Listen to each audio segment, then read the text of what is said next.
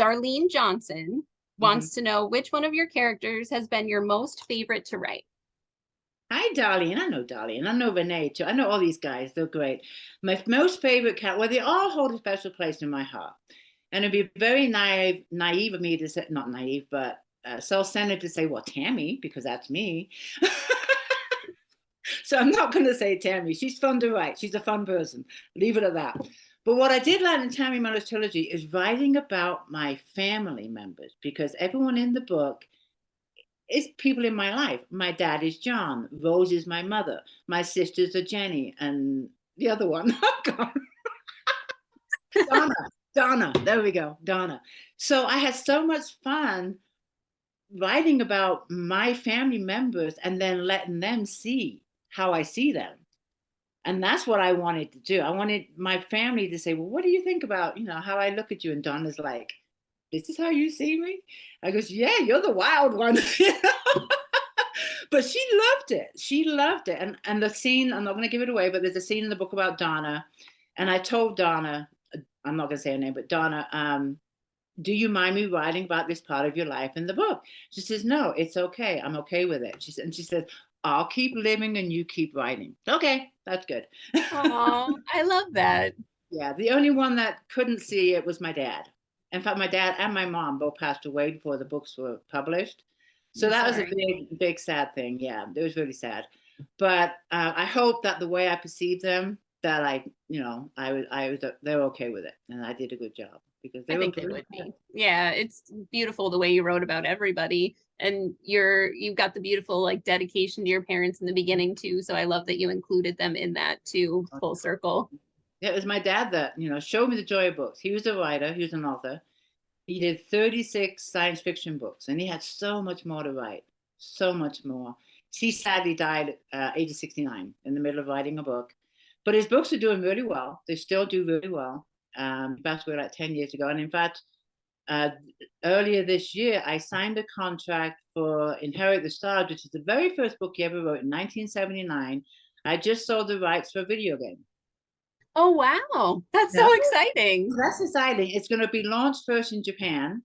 They're going to market it over in Japan first and test it there. And if it does good in Japan, then it will come to the US market. I'll keep you posted on that one. Yes, please do. Yeah, post in the Facebook group so we can all kind of keep updated. That'd be He has a amazing. huge following even now today with his books. About 4 years ago, the Genesis Machine was the second book. That one has a board game. Wow. And that's so special to your family too. Yeah. So that's amazing. So I'm very proud of him. He showed me the joy of books, and watching him write, pursue his dreams. 3 daughters, a wife, went to work every day, worked 9 till 5, traveled a lot, and still went and typed on his typewriter his book. Just inspired me that one day I want to do that. I want to do that. So thank you, Dad.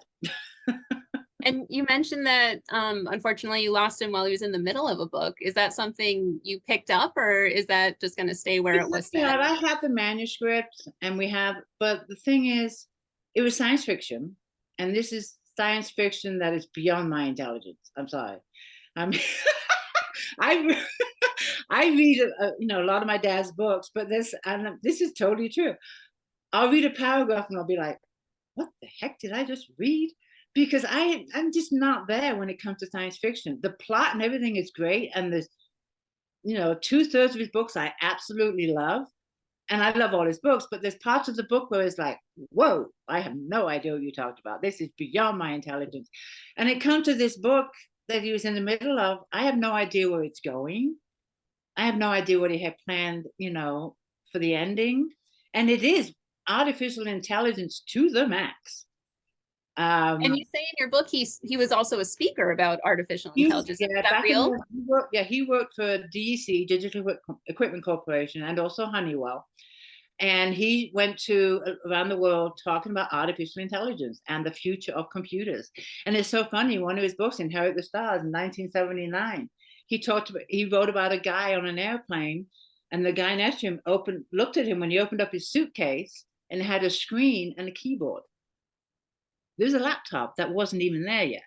We didn't have laptops. This is in 1979, and they were talking on on the airplane. This is in his book, and he says, yeah, well, one day that we'll be able to get our mail, you know, through space, through the internet. He didn't call it the internet. He had another name for it. But he was seeing things that, okay, Dad, you know. Wow. But you know, he had this man open up a suitcase, and they had a screen and they had a keyboard. That is cool. That is really cool. I wonder, I was thinking about that when I read that part in the book, like what he must have been thinking about and talking about then for AI versus what the world has turned into with AI now, which is just blowing my mind, even growing up in it. And I've often said to, you know, my husband, I sit down and go, can you imagine if Jim, that's my dad, Jim, was alive today? You know, what he would think about how AI is right now. Because he died 10 years ago. It was already progressed by then. But now it's just, to me, it's scary. The Me way, too. the speed it's going, it is pretty scary. And I wish they would just pull the brakes in a little bit, but we'll see what happens. I'm right there with you. AI like writing books and stuff now and being like voiceover work and like running houses. I mean, you can never take, I mean, when we write a book, it's our story. It's our story.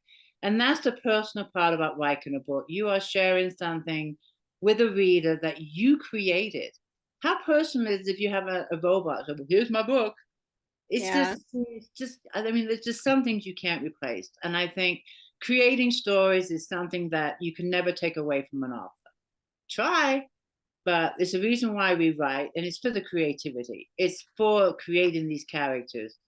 Why would we sit back and let a robot do it? So I'm hoping that readers stick with, you know, the authors, support the authors, you know, support our creativity, and just don't go there.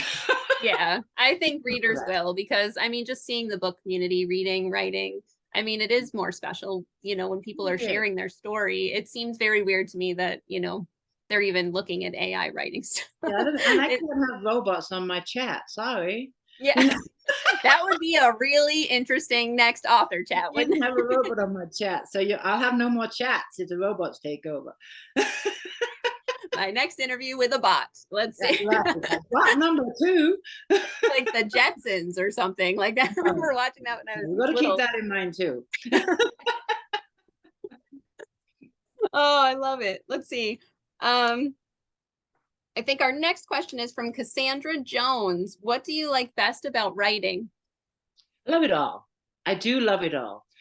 I'm going to say the number one thing I love is when I've written the first draft. For me, that is just like, yay. Then the fun begins, because I don't reread. When I'm writing the first draft, I don't go back. Because if I go back, I would start changing everything. And I just won't do it, because it just will lead into hours and hours of changes. Before I know it, I'll have a different story.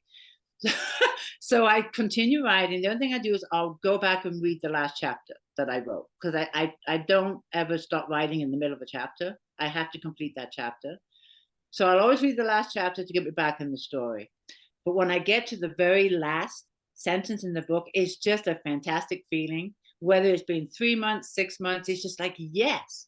And then I really, really love going back and rereading that first draft.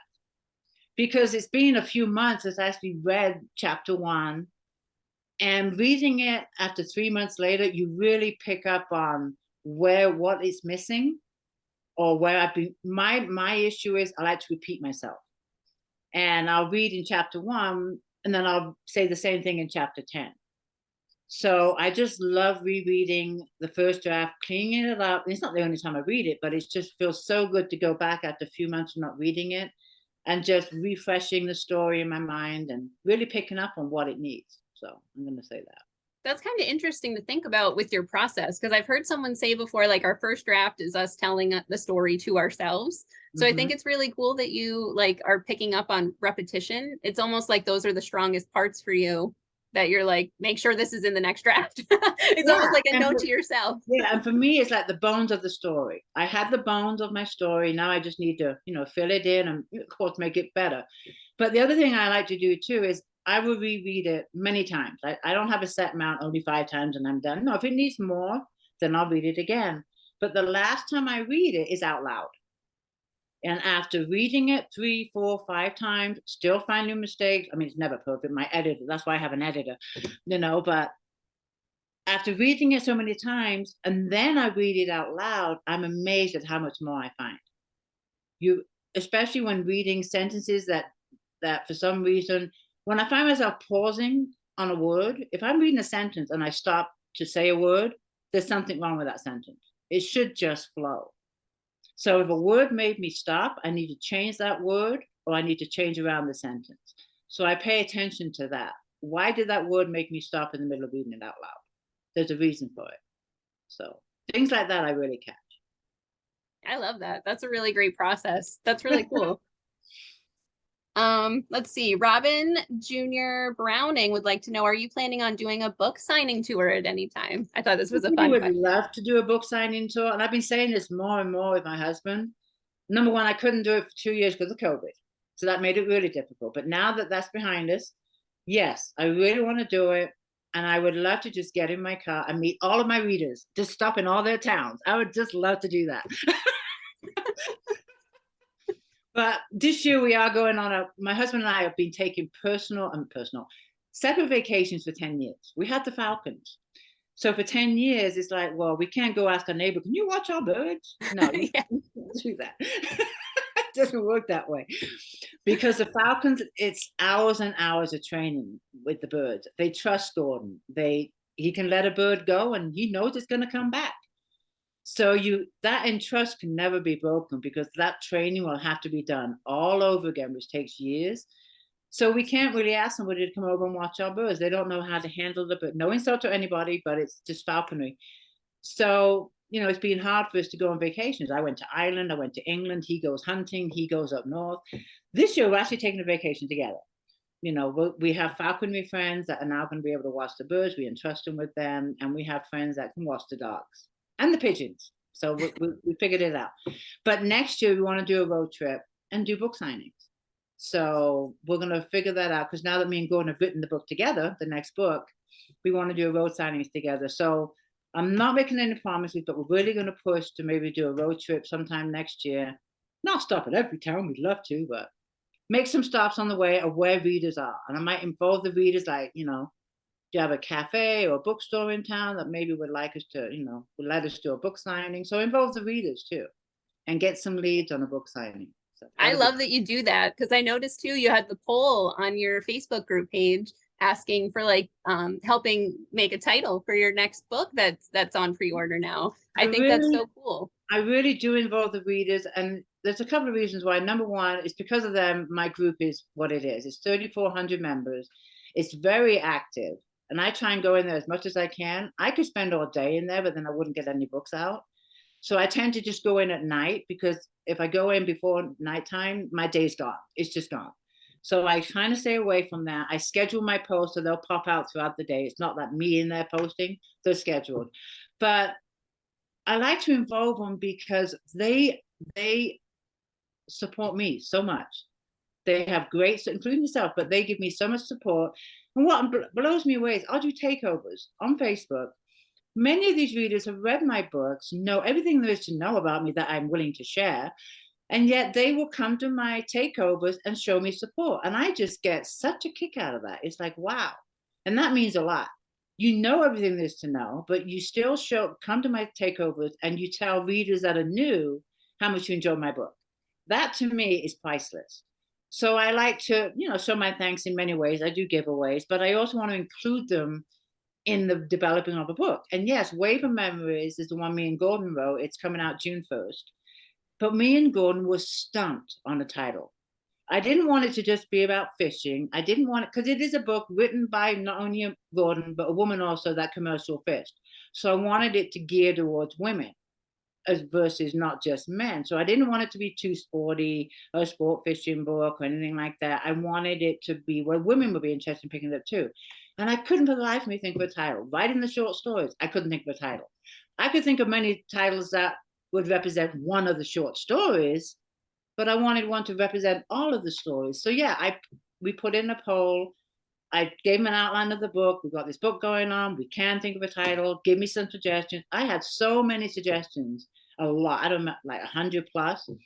So me and Gordon sat down the next day and we went through every single one and we picked up the best 10 that we liked. And then from those 10, I did a poll in the group and said, these are the top 10 that me and Gordon like. Vote on which one you like. Ways and Memories was by far the winner. So that's the title. And a reader actually picked that title. She got recognition in the book. And in the book, I write how we came to this title. And she'll get a free signed copy. So, you know. It's so special. I love the way you involve your readers and just every step of the process. And once in a while, a character is named after a reader in my books, especially in the Sabella series, not in Tammy, because that's all about us and they were pretty much written as my group was growing. But in the Sabella series, they'll pop up. And that's just a way of saying thank you. I put in the Ways and Memories, I put a thing in the group. How many women like to fish? Da, da, da, da, da. And, you know, they all checked off the boxes who like to fish. Well, many of those ladies are mentioned as my fishing pals in the book. That's so cool. Yeah, oh my gosh. Little things like that. And then another time in the Sabella series, Sabella had twins. I needed names for the twins. And I wanted suggestions. I could, you know, I had tons of ideas, but I wanted the readers to be involved. And one reader suggested Hope and Joy. And because of what was going on in the book, they needed hope at that time and they needed joy. It's perfect. And I couldn't even thought of those names. So it just came into the book, those names, because of what was going on in their lives, just perfect names. So, and that is so special. Yeah. So, you know, I love it. Great. I had been wondering about Tammy's name too in Reckless Beginnings, because I do, before I read a book, I have this weird habit. I will look up the main character's name to see what the definition is. And it's fine either way if it matches up with their definition and personality or not. But I like to see, just kind of feel it out. This is actually with the Tammy Mellors trilogy. I had such a simple way of coming up with names because I didn't want to use the real people's names for a reason, right. Many reasons. But I thought, well, I also don't want to go too far off. So my name's Tina. I'll think of a name beginning with T. My sister's name begins with D.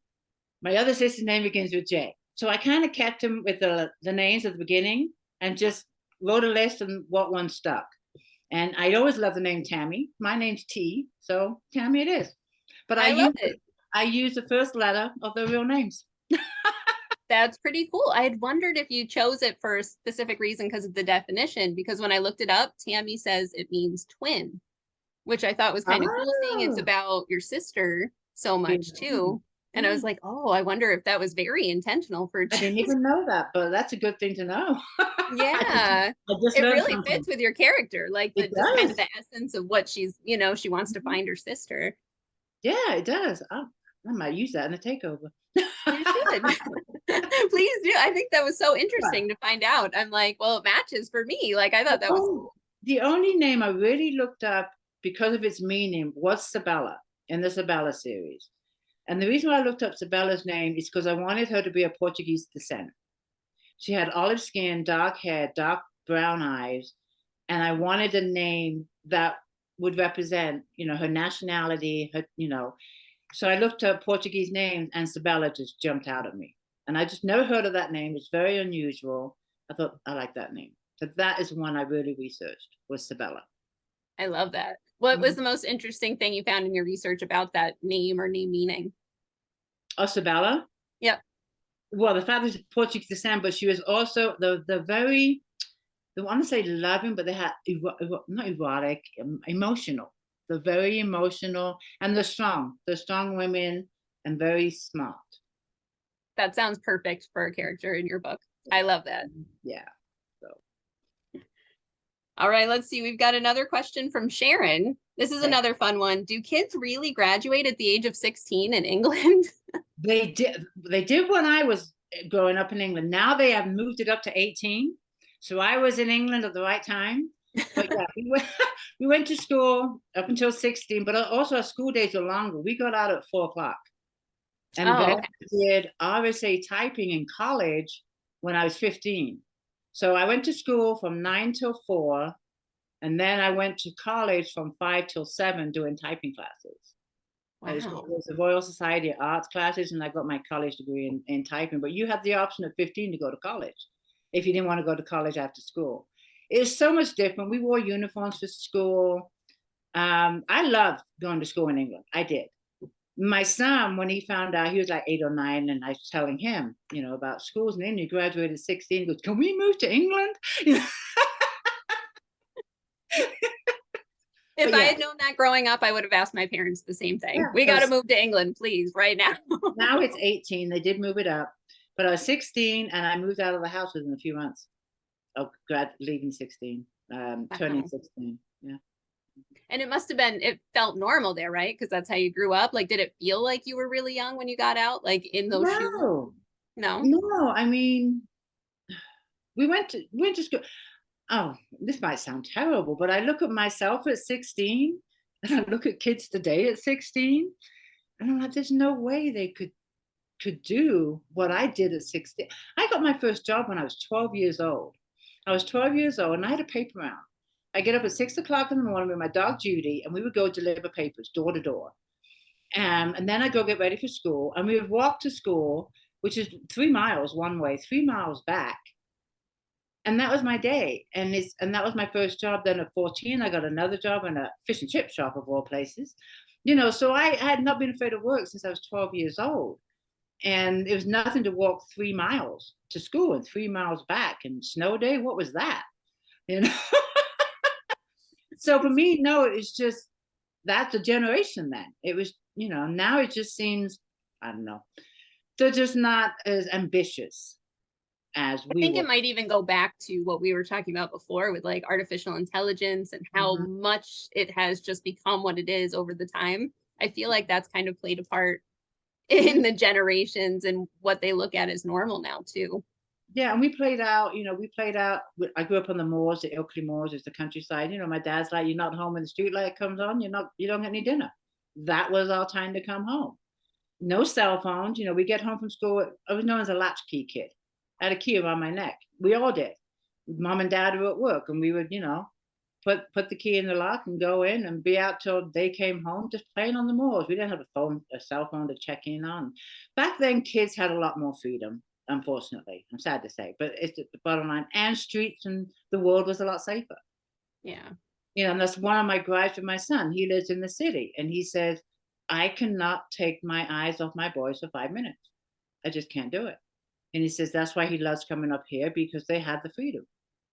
They just had that freedom to be boys. And that's one of the things that really, and he would love to move up here in a heartbeat, but he's an electrician. He's been with him since he was 20 years old. His wife is an attorney. She has her own practice. They can't just up and leave. It's just not that easy when you have kids. So I feel for parents. I really do, including myself. But you're doing a fantastic job. But it's not easy raising kids nowadays. I totally understand that. Yeah, it's a very different world from what I grew up in. Like just thinking of it that way, it's like a whole new experience every day. It's like, what are we going to learn about the world today now? And I could talk for hours about how the world is right now. We're not going there. No, even just you saying we didn't have cell phones then. I still remember. I mean, I was in college still using a payphone once a week, calling my mom like, "Hey, I'm still good. Okay, bye." Right? I have to say, First Fall, which is the prequel to the trilogy, and I didn't bring one down here. I should have bought one now. Oh well, I have my other books here, but First Fall is a short prequel to the Tammy Mellows trilogy. I had a blast writing this book because it was written in the 70s when I was 10 years old. And as I'm writing it, I had to go back in my mind, like, okay, we didn't have a cell phone. How did we get phone calls? It was so fun going back in that time because, what happened in the book, she had to make a phone call or whatever. No one could reach her. And it's like, in my mind, well, get the cell phone. Oh, no, they didn't have cell phones back then. It was a lot harder to reach people. We didn't have answering machines. If the phone didn't ring, they weren't home, and you just have to wait to get a hold of them. So little things like that. It was just fun to go back in time in the 70s and reminisce. The difference how communication was. So. Yeah. Oh, that's cool. I love that. I can't wait to read that. Actually, now's a great time if you want to show all of your books and tell us a little bit more about them. I will, for sure. I wish I had one of the. I think it's upstairs. I have the First Fall. It's one I forgot, but this is one you saw. This is Reckless Beginnings, Book 1, the Tammy Mellows trilogy. Got a few here. Is that okay? Yeah, no, that's great. Please show us everything. All right. This is Better Endings. This is Book 2. This one, of course, Better Endings After What Happened in Reckless Beginnings. And again, the title came to me while I was writing the book, but this is the beginning of my commercial fishing days and the challenges I faced being a woman. And in fact, back then I was one of 2 commercial fishing women in California. So there's only 2 of us in the whole of California. And I have to give my husband credit because he taught me everything I know. When I met him, I hadn't even stepped on a boat, let alone drive a boat, fish on a boat. So he taught me everything I know. And I had no idea how much I would love it. It was just unbelievable how the ocean drew me in. It's like, this is what I want to do. This is it. And it was just weird how it just consumed me. I wanted to know everything I could about boats, about fishing, about making traps, everything. And this is the beginning of it. So this is a fun book to write. And I always told Gordon, if I sell enough books like Nora Roberts, I want to buy a boat and call it Better Endings. That is so cool. I do. I really do. I hope you get to do that. That'd be so cool. Yeah. And then The Reunions is book 3. And this book, each book has a strong message. Number 1 is about the drug addiction and making changes, taking that courage. Better Endings is about, again, courage and not being afraid to take risks. And if you put yourself to it, you can do it. You know, my dad always told me there's no such word as can't. If you really want to strive for something, just go do it. And that's pretty much what this one it talks about. Now, in this one, The Reunions, I had the quote in here from Benjamin Franklin: never put off tomorrow what you can do today. And that is a quote I lived by for many years, and I still live by it today. And it basically, when you read these 2 books, it focuses on family. And when I came to the States, I have a sister in England, a sister in the States. My mom's in England, my dad's in the States. So our family was all over the place. And when I went fishing, we were just scattered and we were separated for many, many, many years, 15 plus. So this is all about getting together again. And my mother's health takes a serious decline. And the one thing she says is, I want to see my daughters in the same room one last time. That was her dying wish. This book is about striving to reach mom's goal. Whether or not we succeed is the challenge. And that's what this book focuses on. And I call it The Reunions. It's not just one reunion. There's more than one reunion that takes place in the book. So that's why people ask me, why is it reunions and not the reunion? I said, because there's more than one. So it's a very emotional book. And it was this one. That got me in the feels. I'm excited to read that. It's a really tough one because it's not just about, it's all about family, but there's a couple of people that passed in the book. That was really hard to write about. But there's also how I no longer take life for granted, because it also deals with my cancer. So it's all of these emotions all wrapped into one book. And it was a tough one to write, but it's a feel good, even though it's emotional and sad in spots. It really opens up your eyes how important family is, and to make every day count. That was the message I wanted to put in this book, is that make every day count, because don't put off tomorrow what you can do today, because tomorrow might not even get here. So when Benjamin Franklin says that, just make every day count. And that's why I'm all over the place on the internet, because I might not be here tomorrow to post. So. Oh. But it's just very important to me that people realize just how important every day we're on this earth is. Just cherish it. And that's from, the seeing the passing of my parents and other things. But you'll read it in the book. I don't give too much away. But it's all about family. That's what it is. The focus of family. Now, the other thing that's cool, these are the 3 books, right?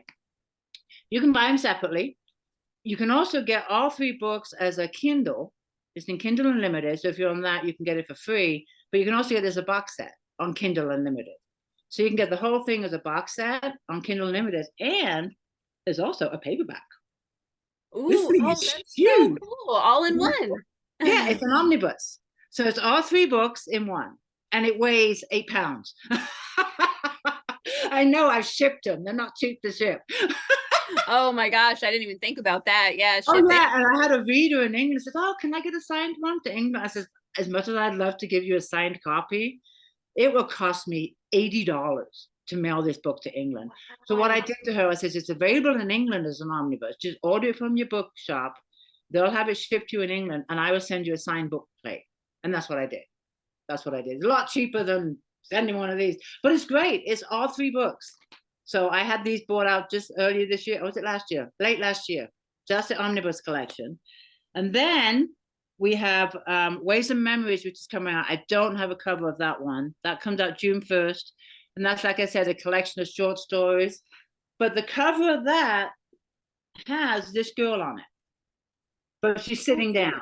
It has her, the same model, but she's sitting down. But I wanted her on the cover because this is when the fishing began. And a lot of the stories represent this time frame of the trilogy. So I wanted those covers to be similar. But what my cover designer did was actually put actual real personal pictures from when we were in those stories. So it's actual pictures of me and Gordon fishing and related to those stories. That's kind of cool, made it personal. But she's on the cover. I wanted her to be on the cover. And then what I started writing is this one. This is the Sabella series. So I'll go through these. And I started writing this when Better Endings was with the editor. And I thought, okay, I have some downtime. Maybe I'll write one, because I wasn't want to write a romance with a little bit of steam, not over the top. So I thought, oh, maybe I'll try writing a romance. Well, that turned into this. So much for writing that one book. Right. But what's happened with this one, I'll show you real quick. Slater is book 1. And in each one, you get to know all the characters in the first book. And then what stemmed is all these other books, because after I finished Slater, I'm like, well, what happened to Jill? What happened to Travis? What happened to... And that's why I thought, I want to get to know these characters better. So that's why I decided, okay, I'll write another book. And Eve came along.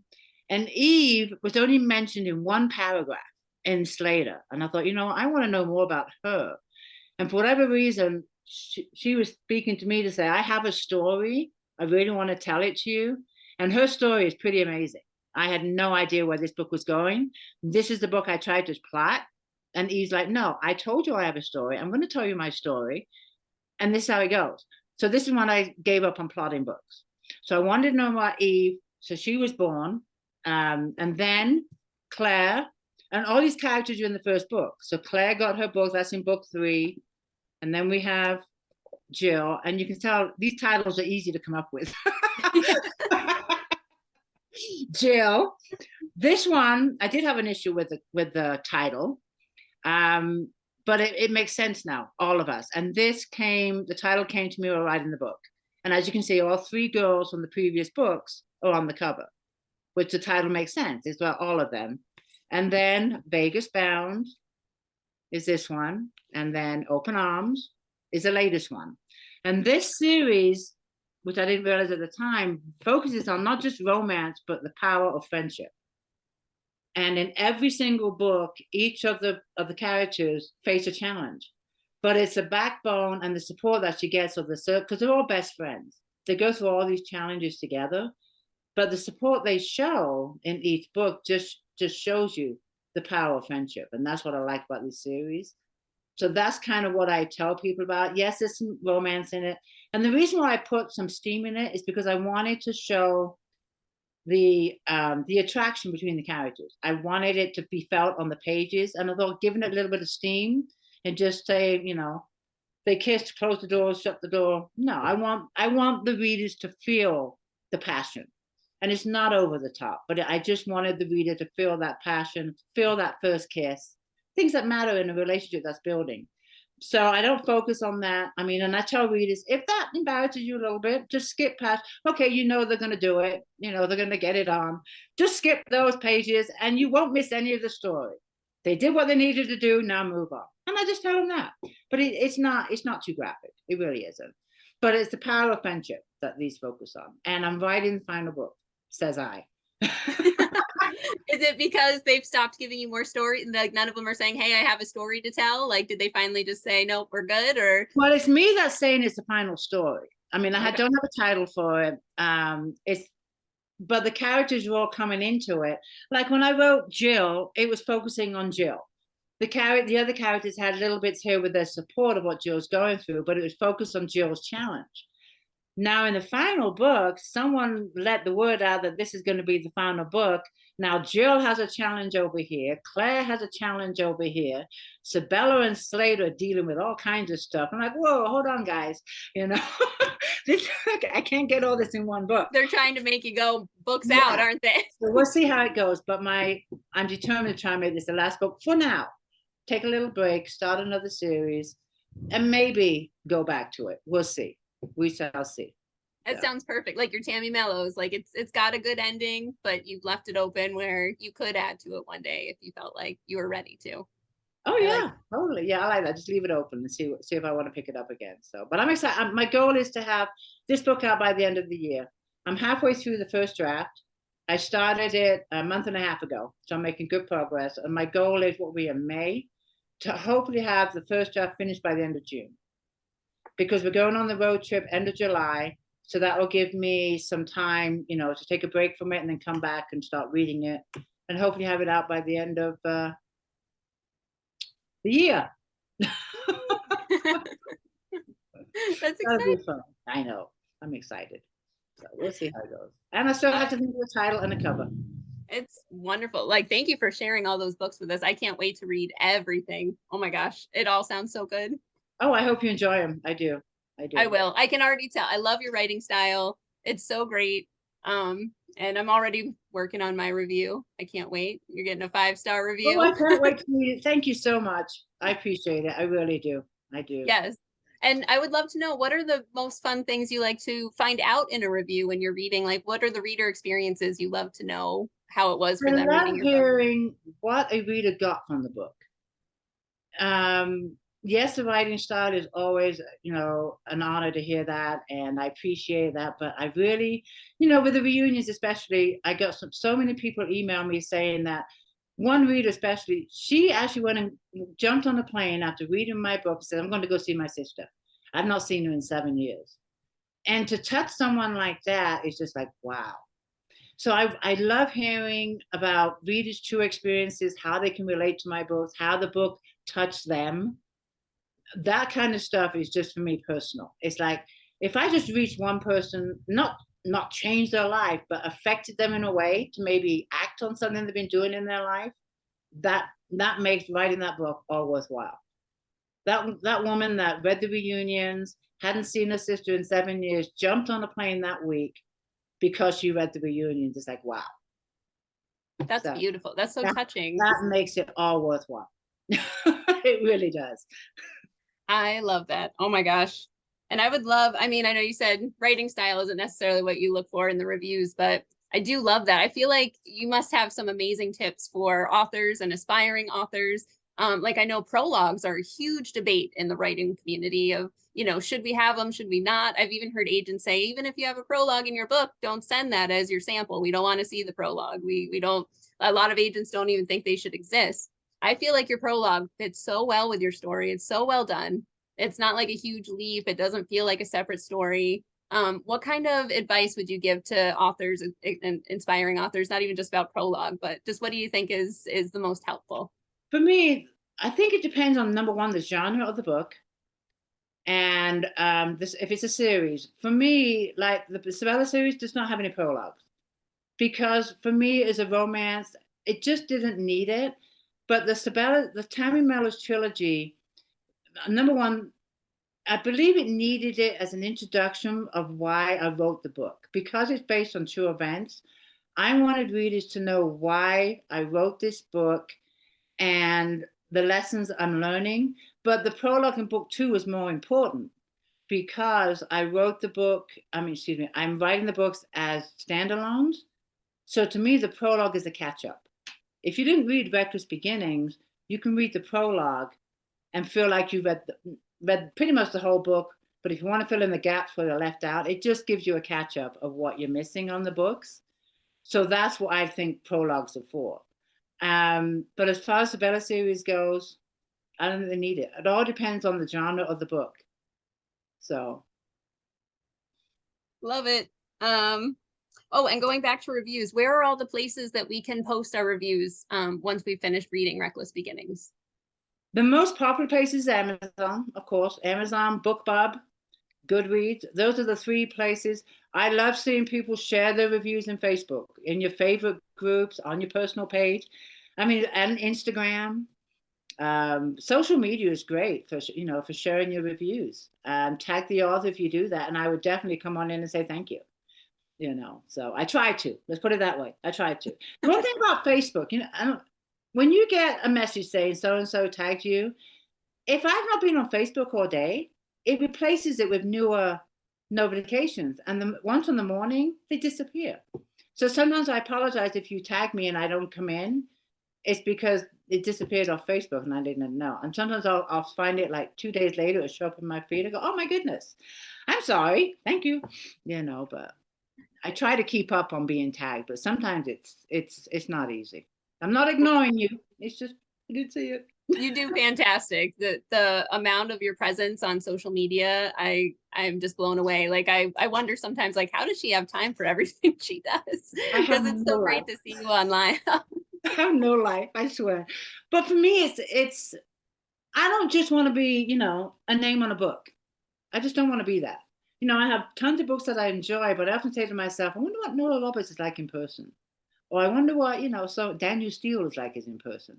And I just don't want to be that, just a name. So I like to be present and readers know me as a real person. I have a personality. I have flaws. I make mistakes but I just like to mix with readers and authors too. I really do. Is that how Cuppa and Natter came about?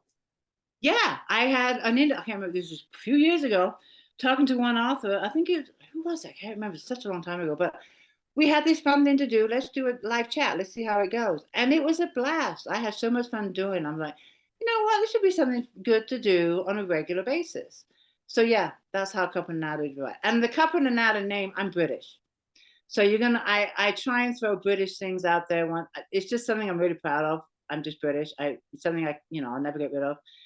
And in England, we sit down for a cup of tea and a chat, which is a natter. Come on over and have a cup of tea and a natter. So that's how that title came about. It's just part of my personality, part of me. And that's why I always put in parentheses, live chat, because some people, cup and a natter, what's that? Then I have a cup wherever I go. That is so cool. I love the live author chats. I know, like, that's actually the first time I got to learn about you and your work was on Beth Worsdale's Witty Writer Show. Oh, she does chats too, and she's British. She's brilliant. I love her personality. I love her spunk, and she's great. And she's got a new book coming out too. I know. I'm so excited. Poor Beth is in Facebook jail because she's been posting about it. Yeah, I think so. But I think so. I think she can do like comments and post on her own pages, but I don't think she can post on others yet, which is really unfortunate timing with the pre-order time. Yeah, I put her book on my author page and someone put it in the group, and I'm also going to read it. I'm on her art team, but as an author, my reading time is limited, and it's a big book. So I told Beth I will get around to it and I will read it, but it's not going to happen in a week. Right. I told Beth the same thing. I'm so excited to read it, but it is going to be a little time, but I'm excited. It's so fun, like, because this is actually, with it being the first time I saw you and about your work, I shared your interview with Beth, and this was 2021. I think you were on her show. So I think it was 2021. So I won this from sharing your interview. So this poor book has been sitting here waiting for you to be on my show so I can read it. I appreciate it. I do. But that book came out in 2018. And that book took like 7 years to write. It wasn't something that I'm going to sit down and write. After I got cancer is when I actually got serious about it. I mean, I had the idea to write it, but it was after I got cancer. Okay, I got to knuckle down and do this. And I got cancer in 2010. So even then, it was 8 years later that book was finally published. So it wasn't something that happened overnight. And I told myself after I wrote Reckless Beginnings, I go, I really love this. I know I want to write a second book. It's not going to take me 8 years. I can't do that to readers. I have to knuckle down and write the second book. And what I did was I told myself I have to write 1,000 words a day. My day is not complete until I write 1,000 words.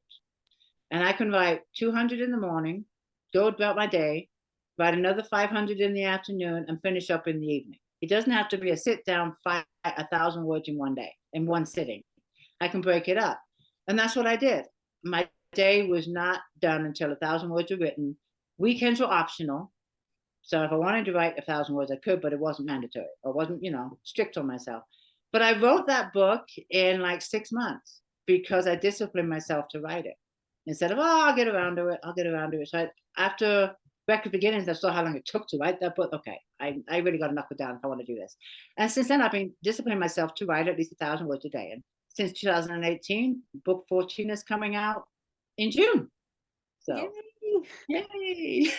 That is so cool. I think that's important for authors to find that way to motivate and write, because the creativity and process and life gets in the way and things can take so long. Like one of the YA novels I'm working on right now, I've been trying to draft and create for like 10 years. It's wow, crazy. see? And I'm like, I'm finally going to get it done. Like you said, you find that process or that way that you finally knuckle down and you're like, it just has to happen. It just has to happen. And if the characters aren't talking to me, then I don't push it. I just wait, but they have to talk to me throughout the day sometime. Otherwise, I'm not going to sleep. So I love how you just sounded like their mom. Like, you can't not talk to me forever. Yeah. Like, exactly what it is. The hardest that. part is writing that first paragraph. That is where I really struggle, even now, after writing all these books. If someone asks me what's the worst part of writing a book, it's writing that first paragraph. That and the blurb. But the first paragraph, I mean, especially with the Isabella series, and I've gone into my group and ranted, because I share with them my writing process, whether I'm having a good day or a bad day. I like to involve them. And when I was writing Jill, she was nowhere to be found. Jill was not even here. And